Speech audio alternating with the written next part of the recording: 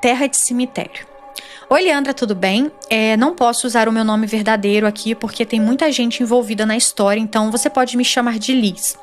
Eu tenho 27 anos e esse relato aconteceu com a minha família há um tempo atrás. Esse relato é grande e é o primeiro meu aqui, mas eu tenho muitos outros para contar. E depois eu escrevo para você. Bom, vamos lá. Minha família, por parte de mãe, boa parte tem mediunidade, eu sou uma dessas. Essa história aconteceu na minha casa. Morava eu com os meus pais e mais 2 irmãos meus. E eu sou a mais velha e a única que veio com, digamos assim, esse dom. E vamos deixar bem claro aqui, pois isso é importante no decorrer da história. Então, só ela tem a mediunidade. Bom, meu pai ganhou um presente de um irmão que vamos chamar ele de Mário nessa história. Mário viajou para fora do país a trabalho e trouxe de lá várias lembrancinhas. Uma para cada pessoa ali da família, um para cada família ali de irmãos, já que eles são em 7. E meu pai ganhou uma estátua que era tipo metade humana e metade animal, sabe? A outra metade do animal era meio que um cachorro estranho, preto e com um chifre. E aí na parte de baixo era tipo um utensílio de cozinha. Então era algo assim que tinha bastante utilidade. A minha mãe achou aquilo feio, mas quis usar, então deixou lá na mesa de cozinha. Bom, eu achei aquilo bem estranho, a minha mãe também, né? Porque, sei lá, tinha uma imagem meio estranha. E um dos irmãos até que ganhou uma igual a da gente, mas a dele até que era um pouco mais bonita, um pouco mais agradável de se ver. Mas enfim, de qualquer forma, né, não íamos rejeitar o presente, então ficou lá na cozinha. Depois disso, começou o inferno lá em casa. Nada dava certo. As plantas morriam, dinheiro não dava pra nada e tudo na nossa vida atrasava, sabe? Eram muitas brigas e desentendimentos e minha mãe e meu pai estavam prestes a se separar. Eles estavam chegando a um ponto de não poder mais um olhar pra cara do outro, que já era a briga na certa. E bom, até aí até que vai. Ninguém desconfiava de nada. Mas no decorrer dos dias e semanas as coisas foram piorando. Portas abriam e fechavam sozinhas. As portas dos armários da cozinha também abria e ficava caindo as coisas, sabe? Tipo panela, prato, tudo era jogado no chão. E a gente só escutava os barulhos e quando chegava lá pra ver, já estava tudo no chão, sabe? Um verdadeiro caos. À noite, eu ouvia gente falando e andando pela casa e um barulho de corrente sendo arrastada pela casa toda. Os cachorros de casa viviam assustados e latindo pro nada. Eu, até então, até que estava de boa com isso, pois até era meio que acostumada a ver essas coisas sobrenaturais. Mas tudo começou a mudar quando em um dia, quando eu estava saindo do quarto ali de madrugada para poder ir até o banheiro, eu ouvi as correntes e fui seguindo o som. E foi aí que eu vi um homem.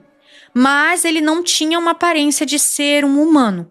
Era tipo um boneco grande, preto, que só dava para ver os olhos brancos. Ele não me viu de primeira e eu esperei ele sumir e fui pro quarto.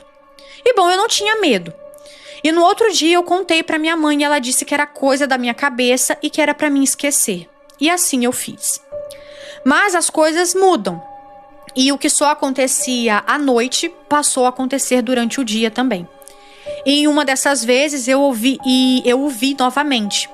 E ele percebeu que eu conseguia vê-lo. E isso o irritou. E eu senti um medo que foi assim, um medo sem explicação quando ele me olhou. Eu chorei, entrei em desespero e meu corpo reagiu àquela forte presença.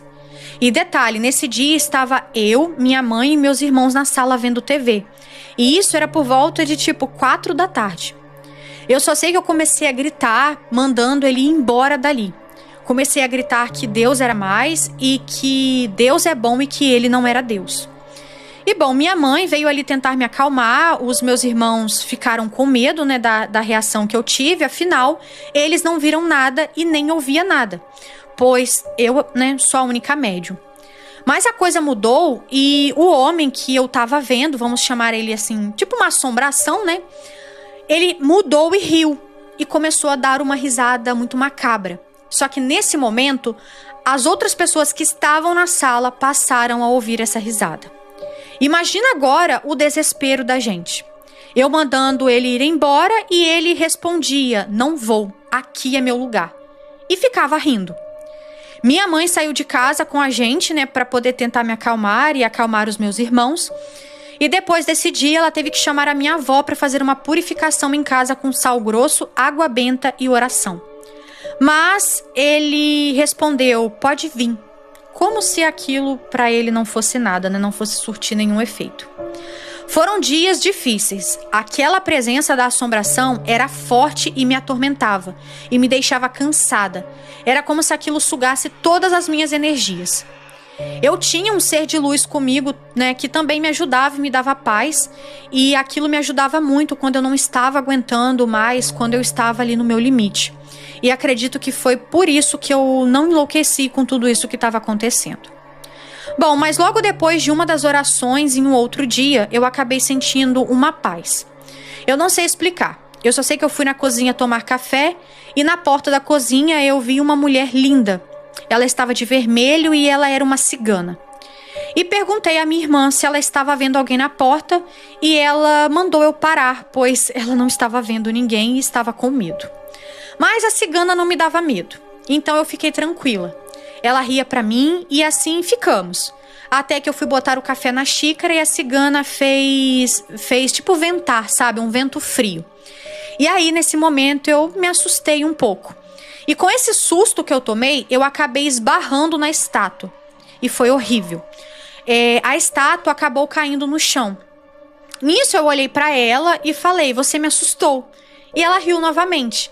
E nisso que eu abaixei pra pegar a estátua, a cigana olhou com cara feia e eu não entendi. Eu não entendi o que ela estava querendo dizer com aquilo. Mas quando eu levantei a estátua, um fundo falso se soltou.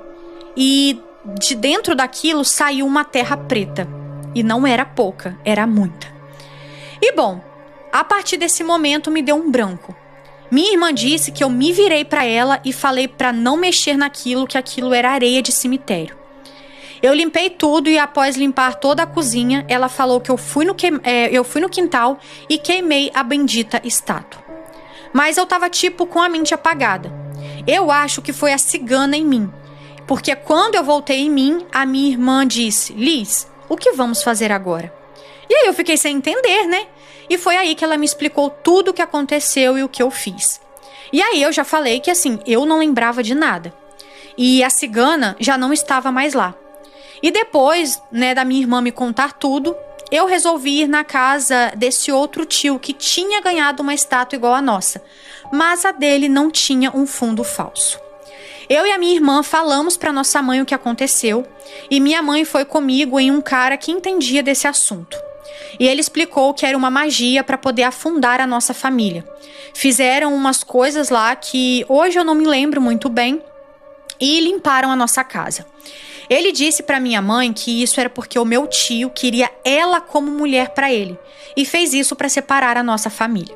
E disse para mim que a mulher que eu via era a minha cigana e ela me protegia. Bom, com o passar do tempo, tudo voltou ao normal, digamos assim. Eu ainda via a cigana e ela me contou que todo o mal ia voltar para o rapaz que tinha feito aquilo e que Deus não falhava. E voltou mesmo. A família do meu tio passou por necessidade e por lá tudo desandou. Ele perdeu o emprego, que pagava bem, e ficou doente, muito doente. E o mais estranho foi o que aconteceu logo depois, pois ele teve o diagnóstico de uma doença.